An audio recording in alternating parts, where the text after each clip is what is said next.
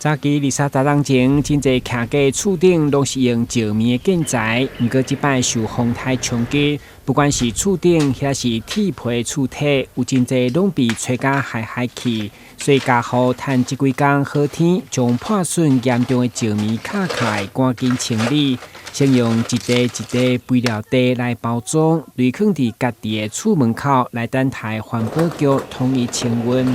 对此，区公所表示，厝内有石棉毁损的民众，会当到公所登记，或者是向环保局申请。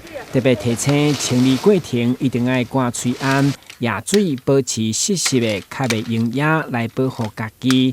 毕竟石棉已经被国际列为一级的致癌物。台湾伫2018年的全面禁用。石棉瓦本身有具一些毒性那所以在这里也呼吁乡亲在处理石棉瓦的时候呢，要记得要保护自己，戴好口罩来保护自己。那也保护其他人。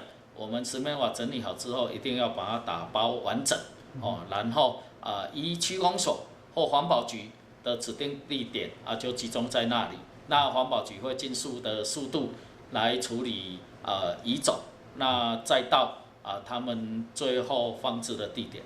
这摆风台除了予台南农渔民损失惨重，一般面体重建更是需要长时间。现在还有石棉危害后遗症，民众只祈求唔通有风台来袭。台南新闻阮子采访报道。